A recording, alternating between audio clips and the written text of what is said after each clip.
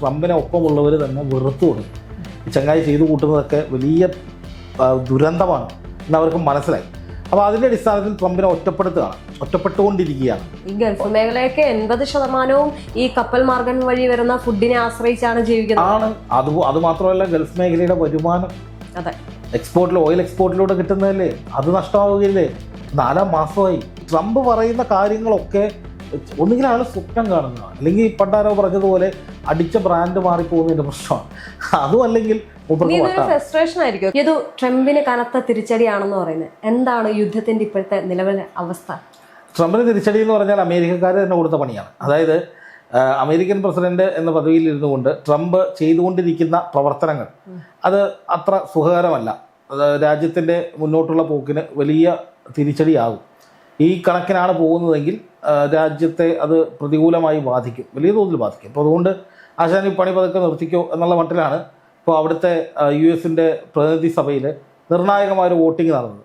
അപ്പോൾ 208-നെതിരെ 215 വോട്ടുകൾക്ക് ട്രംപിൻ്റെ അധികാരം കുറയ്ക്കുന്ന ആ ഒരു പ്രമേയം പാസ്സായിട്ടുണ്ട്. അപ്പോൾ ട്രംപിൻ്റെ പാർട്ടിയിൽപ്പെട്ട ആളുകളിൽ 4 പേര് അവർ എതിർപക്ഷത്ത്, പ്രതിപക്ഷത്തിന് അനുകൂലമായിട്ട് ഈ പ്രമേയം കൊണ്ടുവന്ന പ്രതിപക്ഷമാണ്, അപ്പോൾ അവർക്ക് അനുകൂലമായിട്ട് വോട്ട് ചെയ്തതോടെയാണ് ഇത് പാസ്സായത്. അപ്പോൾ അതിൻ്റെ അർത്ഥമെന്ന് പറഞ്ഞാൽ ട്രംപിനെ ഒപ്പമുള്ളവർ തന്നെ വെറുത്തു തുടങ്ങി. ഈ ചങ്ങായി ചെയ്തു കൂട്ടുന്നതൊക്കെ വലിയ ദുരന്തമാണ് എന്ന് അവർക്ക് മനസ്സിലായി. അപ്പോൾ അതിൻ്റെ അടിസ്ഥാനത്തിൽ ട്രംപിനെ ഒറ്റപ്പെട്ടുകൊണ്ടിരിക്കുകയാണ്. അപ്പോൾ ചോദിക്കും, ഒപ്പമുള്ള ബാക്കിയുള്ളവരൊക്കെ പിന്തുണച്ചില്ല എന്ന് ചോദിക്കും. പക്ഷേ ആ പിന്തുണ എന്ന് പറയുന്നത് ഭരണം നഷ്ടമാകാതിരിക്കാൻ വേണ്ടിയിട്ടുള്ള ഒരു മുൻകരുതൽ എന്ന നിലയ്ക്കാണ്. എന്ന് വെച്ചാൽ ഭരണം നഷ്ടമായി കഴിഞ്ഞാൽ അത് പാർട്ടിയെ മൊത്തത്തിൽ ബാധിക്കും, ട്രംപ് താഴെ പോകും. അപ്പോൾ അതുകൊണ്ട് നമ്മൾ ഒറ്റക്കെട്ടാണെന്ന് കാണിക്കാൻ വേണ്ടിയിട്ടുള്ള ഒരു ശ്രമം മാത്രമായിരുന്നു. പക്ഷേ ആത്യന്തികമായിട്ട് ഈ നീക്കം ട്രംപിന് വലിയ തിരിച്ചടിയാണ്. അതായത് ആ നിയമം എന്ന് പറയുന്നത് വേറൊന്നുമല്ല, US കോൺഗ്രസിൻ്റെ പിന്തുണയില്ലാതെ, അനുമതിയില്ലാതെ ഒരു തരത്തിലുള്ള ആക്രമണവും യുദ്ധവും നടത്താൻ പാടില്ല. യുദ്ധകാര്യങ്ങളിൽ പ്രസിഡന്റിന് ഏകപക്ഷീയമായി തീർപ്പ് ഉണ്ടാക്കാൻ പറ്റില്ല, അല്ലെങ്കിൽ തീരുമാനമെടുക്കാൻ പറ്റില്ല. അതിന് US കോൺഗ്രസിൻ്റെ പിന്തുണ വേണം. അതാണ് ഇപ്പോൾ പാസ്സായിട്ടുള്ള ഒരു ആദ്യത്തെ ഘട്ടം. ഇനി സെനറ്റ് കൂടി പാസ്സാക്കിയാൽ സൈന്യത്തെ തിരിച്ചുപിടിക്കേണ്ടി വരും. സെനറ്റിൽ അത് പാസ്സാക്കി കഴിഞ്ഞാൽ യുദ്ധം നിർത്തേണ്ടി വരും. ഇറാൻ പറയുന്നത് അംഗീകരിക്കണം. പിന്നെ യുദ്ധം നിർത്തുക എന്നുള്ളത് ട്രംപിന്റെ ഉത്തരവാദിത്തമാണ്. ഈ യുദ്ധം മാത്രമല്ല, രാഷ്ട്രീയം മൊത്തത്തിൽ മാറുമല്ലേ? മൊത്തത്തിൽ മാറുമെന്ന് മാത്രമല്ല, ട്രംപ് താഴെ പോകാനുള്ള സാധ്യതയുണ്ട്. ഇപ്പോൾ ട്രംപ് വീറ്റോ അധികാരമൊക്കെ, പ്രസിഡന്റിന്റെ സവിശേഷ അധികാരമായിട്ടുള്ള വീറ്റോ അധികാരമൊക്കെ ഉപയോഗിച്ച് കടിച്ചു തൂങ്ങി നിൽക്കാനാണ് ശ്രമമെങ്കിൽ അത് വീണ്ടും വലിയ തിരിച്ചടി. ചുരുക്കി പറഞ്ഞാൽ ട്രംപിന് ഇനി മുന്നോട്ട് പോകാൻ കഴിയില്ല. ട്രംപ് ഒറ്റപ്പെടുക എന്നല്ല, ട്രംപിന് പണി കിട്ടി. അപ്പോൾ ട്രംപ് ഇപ്പോൾ ഈ സഭയിൽ പറഞ്ഞത്, അല്ലെങ്കിൽ ഇപ്പോൾ യുദ്ധമൊന്നും ഇല്ലല്ലോ, ഇറാനുമായിട്ടുള്ള യുദ്ധം ഏതാണ്ട് അങ്ങനെ പറയുന്നത്. ട്രംപ് പറയുന്നത് യുദ്ധം ഏതാണ്ട് അവസാനിച്ചിരിക്കുകയാണ്, ഇനിയിപ്പോൾ അതിൽ വലിയ യുദ്ധവുമായി ബന്ധപ്പെട്ട വലിയ കാര്യങ്ങളൊന്നും ഇനി തീരുമാനിക്കാനില്ല എന്ന നിലയിലാണ് ട്രംപ് പറഞ്ഞതെന്നാണ് വാർത്തകൾ. അപ്പോൾ ഒന്ന് ആലോചിച്ച് നോക്കൂ, ട്രംപിനെ സംബന്ധിച്ച് ട്രംപ് പൂർണ്ണമായും തകർന്നിരിക്കുകയാണ്, ചെയ്യുന്നതെല്ലാം തിരിച്ചടിക്കുകയാണ്. ഇപ്പോൾ കഴിഞ്ഞ ദിവസം വന്ന മറ്റൊരു വാർത്ത എന്താണെന്നറിയോ? ഈ ഇറാൻ്റെ മിസൈൽ കേന്ദ്രങ്ങളെന്ന് കരുതിയിട്ട് അമേരിക്ക ആക്രമിച്ച് തകർത്തത് ഭൂരിഭാഗവും ഡമ്മി മിസൈലുകളായിരുന്നു. അതായത് മിസൈലുകളുടെ മോഡലുകൾ, ഒരു മാതൃകകൾ ഉണ്ടാക്കിയിട്ട് അമേരിക്കയുടെ മിസൈലുകളുടെ ലക്ഷ്യം തെറ്റിച്ച് ഈ ഡമ്മി മിസൈൽ ബാങ്കുകളിലേക്കാണ് ആക്രമണം നടന്നത്. അപ്പോൾ അങ്ങനെയാണ് അമേരിക്ക പറഞ്ഞത്, ഇറാന്റെ മുഴുവൻ മിസൈൽ ശേഖരവും ഞങ്ങൾ തകർത്തു. അപ്പോൾ അമേരിക്ക നോക്കുമ്പോൾ എന്താണ്, ശരിയാണ്, 100 കണക്കിന് മിസൈലുകൾ നമ്മൾ തകർത്തിട്ടുണ്ട്. പക്ഷേ യഥാർത്ഥത്തിൽ സംഭവിച്ചത് എന്താ? ഇത് മുഴുവൻ ഡമ്മി മിസൈലായിരുന്നു. അമേരിക്കയുടെ കുറേ മിസൈലുകൾ വെറുതെ കളഞ്ഞു.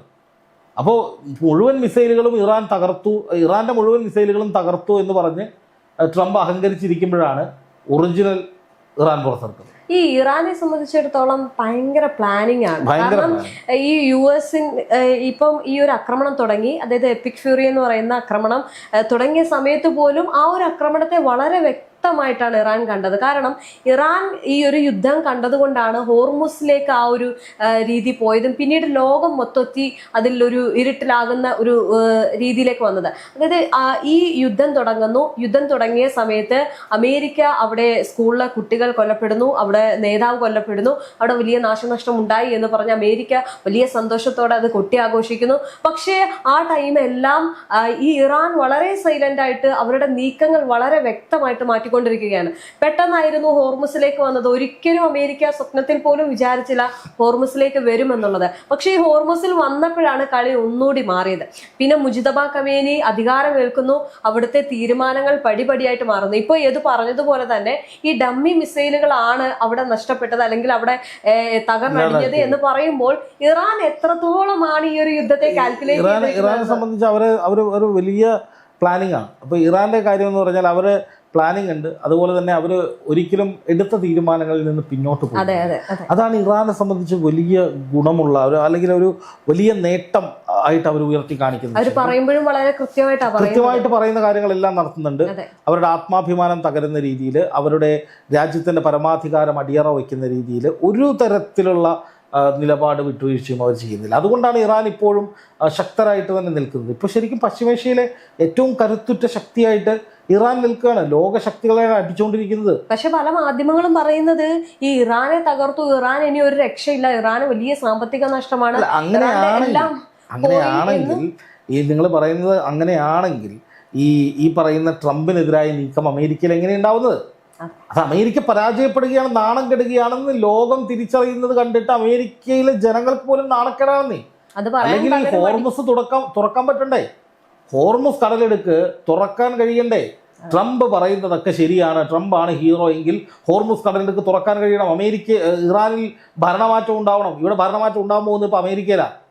എന്തൊക്കെ അത് ഞാൻ നേരത്തെ പറഞ്ഞത്, ഇറാന് നേരെ വെക്കുന്നതൊക്കെ കൊള്ളുന്നത് അമേരിക്കയ്ക്ക് തന്നെയാണ് എന്ന് മാത്രമല്ല, ട്രംപ് ഇപ്പോൾ ഒരു വലിയ പ്രതിസന്ധിയിലാണ്. ഇറാൻ ഓരോരോ പ്രതിരോധങ്ങൾ തീർത്തുകൊണ്ടിരിക്കുന്നു. ഇത് അതിജീവിക്കാൻ കഴിയാത്ത ദയനീയമായ അവസ്ഥയിലാണ് ട്രംപ് ഉള്ളത്. ഇപ്പോൾ നോക്കുക, ഒമാൻ ഉൾക്കടലിൽ അമേരിക്കയുടെ പടക്കപ്പലുണ്ടായിരുന്നു. ആ പടക്കപ്പലുമായിട്ട് സൈലന്റ് ആയിട്ട് ഇറാൻ അറ്റാക്ക് ചെയ്യാൻ പോകുമ്പോഴാണ് ഇറാൻ ആ കപ്പൽ പൊട്ടിച്ച് തകർത്തത്. അത് പൊട്ടിത്തെറിക്കുന്ന ദൃശ്യങ്ങളൊക്കെ ഇപ്പോൾ ഇറാനിലെ ഗ്രൂപ്പുകളൊക്കെ പുറത്തു വിടുന്നുണ്ട്. അപ്പം ഞാൻ പറയുന്നത്, ഇറാൻ ഒരേ സമയം വളരെ വിജിലന്റ് ആണ്, അതേസമയം തന്ത്രപരമായി സമ്മർദ്ദം ചെലുത്തിക്കൊണ്ടിരിക്കുകയാണ്.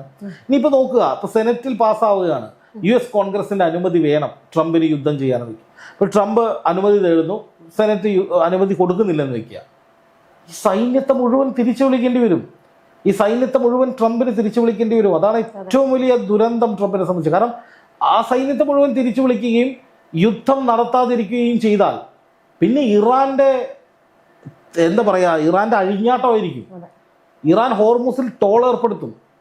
എന്തെങ്കിലും പറയാൻ പറ്റുമോ ട്രംപിന്? ഇത്രയും കാലം ട്രംപ് പറഞ്ഞുകൊണ്ടിരുന്നത് എന്താ? ഇറാൻ എന്തെങ്കിലും ചെയ്താൽ ഞാൻ അപ്പം അടിക്കും, ഞാൻ അപ്പം തകർക്കും, അപ്പം പൊളിക്കും, ഇതല്ലേ പറയുന്നത്. അതായത് യുദ്ധം ചെയ്യും എന്ന് പറഞ്ഞ് ഇറാനെ ഭയപ്പെടുത്താൻ ശ്രമിച്ച ട്രംപ്, ഈ സിറ്റുവേഷൻ മുഴുവൻ വഷളാക്കിയ ട്രംപ് ഇനി മിണ്ടാണ്ടിരിക്കും. അതാണ് സംഭവിക്കാൻ പോകുന്നത്. അതായത് ഇറാൻ എന്തും ചെയ്യാൻ കഴിയുന്ന സാഹചര്യം, ഇറാൻ എന്തും ചെയ്യാൻ. ഇപ്പോൾ ഹോർമുസിൽ ടോൾ പിരിക്കണോ? പിരിക്കാം, ഇറാൻ പിരിക്കും. അപ്പോൾ എന്താ സംഭവിക്കുക? ട്രംപ് പഴയ പോലെ ടോൾ പിരിച്ചാൽ ഞങ്ങൾ ആക്രമിക്കും എന്ന് പറയാൻ കഴിയില്ല. അവരെന്തെങ്കിലും ചെയ്യട്ടെ എന്ന രീതിയിൽ മാറേണ്ടി വരും. അങ്ങനെ വന്നാൽ അത് ഇറാന് വലിയ നേട്ടമായിരിക്കും. ഈ രാഷ്ട്രീയ കളിയും കൂടി മാറുമ്പോഴത്തേക്ക് സ്വന്തം ജനങ്ങളും ട്രംപിനെ ഇപ്പോൾ തള്ളി പറയുന്ന ഒരു അവസ്ഥയിലേക്ക് എത്തിയിട്ടുണ്ട്. സ്വന്തം ജനങ്ങളും ലോകത്ത് ഇപ്പം ഞാൻ ഈ അന്താരാഷ്ട്ര കാര്യങ്ങളിൽ ബോധമുള്ള നമ്മളൊക്കെ ഉള്ള ആളുകൾ ഇപ്പം തന്നെ ട്രംപിനെ ചീത്ത വിളിക്കുന്നില്ലേ? നമ്മളറിയാതെ ഇങ്ങനെ വില കൂടിക്കൊണ്ടിരിക്കുകയാണ്. അപ്പം ഞാൻ കഴിഞ്ഞ ദിവസം ഒരു ഉദാഹരണം പറയാം. ഒരു സാധനത്തിൻ്റെ വില ആമസോണിൽ നോക്കിയപ്പോൾ കഴിഞ്ഞ ദിവസം 39,000 രൂപ ഉണ്ടായിരുന്നു, ക്ഷമിക്കണം 65,000 രൂപയായിരുന്നു കാണിച്ചിരുന്നു. ഇന്ന് ഞാനതിൻ്റെ വില നോക്കുമ്പോൾ 90,000 രൂപയായിട്ടുണ്ട്. അപ്പോൾ ഞാനത് എന്താണ് അതിൻ്റെ കാരണം എന്ന് ചോദിച്ചപ്പോഴാണ് പറഞ്ഞത്, ഇത് ഷിപ്പ് ചെയ്ത് വരുന്നതാണല്ലോ, കപ്പൽ ഗതാഗതത്തിന് ചിലവേറിയിട്ടുണ്ട്, അത് ഇപ്പോൾ വളരെ ഷോർട്ടേജാണ് സാധനങ്ങൾക്ക്, അതിൻ്റെ ഭാഗമായിട്ട് വില കൂടുകയാണെന്ന്.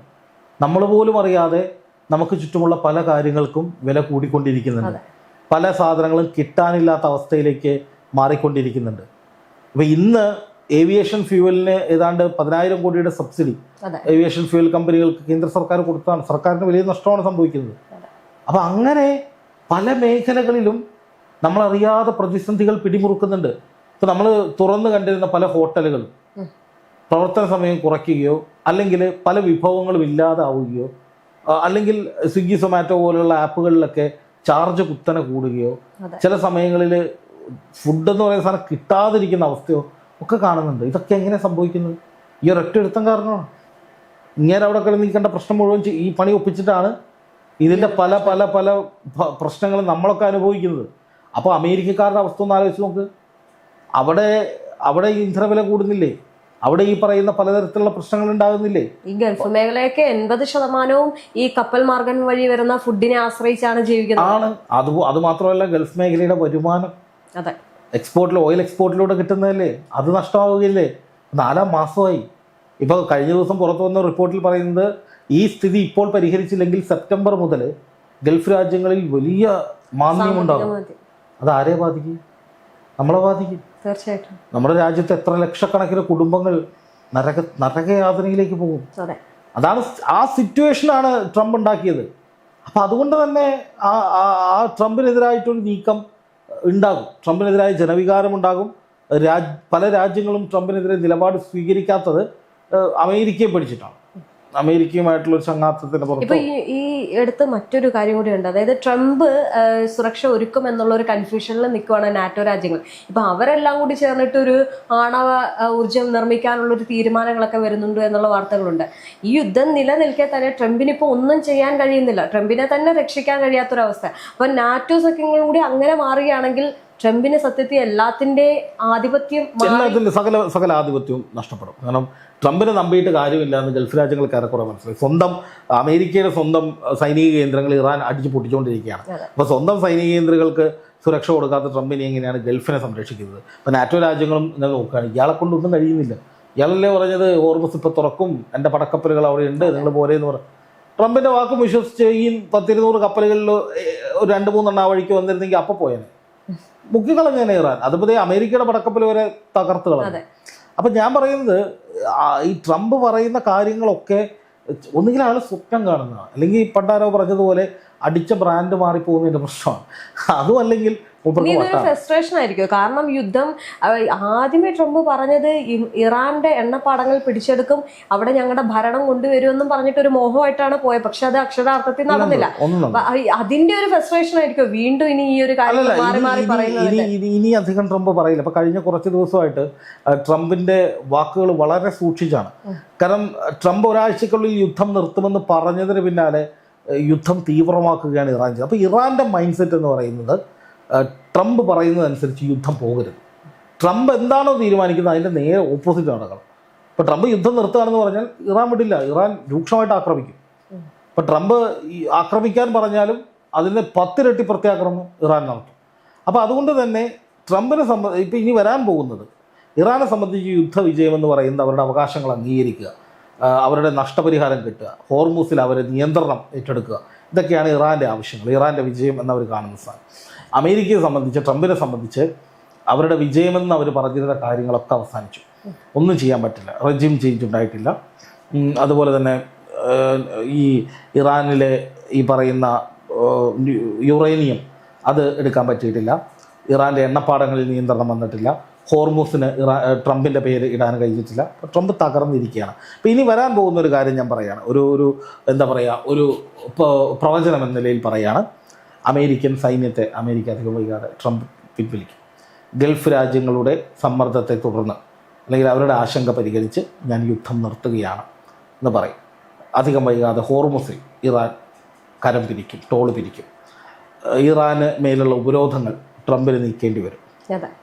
ഇറാൻ ഇപ്പോൾ സംഭവിച്ച നാശനഷ്ടങ്ങളൊക്കെ പതിയെ പരിഹരിച്ച് ഒരു സ്വതന്ത്ര പരമാധികാര റിപ്പബ്ലിക്കൻ രാജ്യമായി ഇസ്ലാമിക് റിപ്പബ്ലിക്കിന് കീഴിൽ അവരുടെ പുനരുദ്ധാരണ പ്രവർത്തനങ്ങളുമായിട്ട് ശക്തമായിട്ട് മുന്നോട്ട് പോകാനുള്ള ശ്രമങ്ങൾ തുടങ്ങും എന്നാണ് കരുതുന്നത്. ഗൾഫ് രാജ്യങ്ങളുമായിട്ടുള്ള ബന്ധം യുദ്ധാനന്തരം മെച്ചപ്പെടുത്താനുള്ള നീക്കങ്ങളും ഇറാൻ്റെ ഭാഗത്തു നിന്ന് ഉണ്ടായേക്കാം. എന്തായാലും ഈ ഒരു അവസ്ഥയിൽ ഇപ്പോൾ യുദ്ധം ഇപ്പോൾ അമേരിക്ക യുദ്ധം തുടരാനാണ് തീരുമാനിക്കുന്നതെങ്കിൽ, ട്രംപ് ഇനിയും പ്രകോപിപ്പിച്ച് വെല്ലുവിളിച്ച് മുന്നോട്ട് പോകാനാണ് തീരുമാനിക്കുന്നതെങ്കിൽ, നെതന്യാഹു ഇനിയും ഹിസ്ബുള്ളയ്ക്ക് നേരെ ആക്രമണം നടത്താനൊക്കെയാണ് തീരുമാനിക്കുന്നതെങ്കിൽ യുദ്ധം മാസങ്ങളോളം നീളും, ചെങ്കടലും അടയ്ക്കും, ലോകം വലിയ പ്രതിസന്ധിയിലാകും. പക്ഷെ അങ്ങനെ ഒരു നീക്കത്തിലേക്ക് പോകാൻ അമേരിക്കയ്ക്ക് കഴിയില്ല. അമേരിക്ക പിന്മാറിയാൽ തീർച്ചയായിട്ടും ഇസ്രായേലിനും പിന്മാറേണ്ടി വരും. കാരണം ബാക്കപ്പ് ഇല്ലല്ലോ. കാരണം ട്രംപ് പറയുന്ന പോലെ പിന്നെ യുദ്ധം നടക്കില്ല. ഇസ്രായേൽ പറയുകയാണ്, ട്രംപിനോട് പറയുന്നത് യുദ്ധം ചെയ്യൂ എന്ന് പറഞ്ഞാൽ ട്രംപ് പറയും പറ്റില്ല, കോൺഗ്രസ് ചോദിക്കാവുന്നത്. കോൺഗ്രസ് കൊടുത്തില്ലെങ്കിൽ, US കോൺഗ്രസ് അനുമതി കൊടുത്തില്ലെങ്കിൽ യുദ്ധം നടക്കില്ല. അങ്ങനെ സിറ്റുവേഷൻ വന്നാൽ ഇസ്രായേലും ട്രംപും നെതന്യാഹുവും പെടും. രണ്ടുപേരും പെടും. അപ്പോൾ ഇസ്രായേലിനും പിന്നെ യുദ്ധങ്ങൾ നടത്താൻ അങ്ങനെ വന്നാൽ പശ്ചിമേഷ്യയിൽ ശാശ്വത സമാധാനം ഉണ്ടാകും. ഇതിലാണല്ലോ ഈ പ്രശ്നം മുഴുവൻ ഉണ്ടായിക്കൊണ്ടിരിക്കുന്നത്. അപ്പോൾ ഒരു ശാശ്വത സമാധാനത്തിലേക്ക് പോകാനുള്ള സാധ്യതയുണ്ട്. അങ്ങനെ സംഭവിച്ചാൽ അതിൻ്റെ ഒരു തുടക്കം എന്ന നിലയിൽ ഇന്നത്തെ US പ്രതിനിധി സഭയുടെ നീക്കങ്ങളെ നമുക്ക് പരിഗണിക്കാവുന്നതാണ്.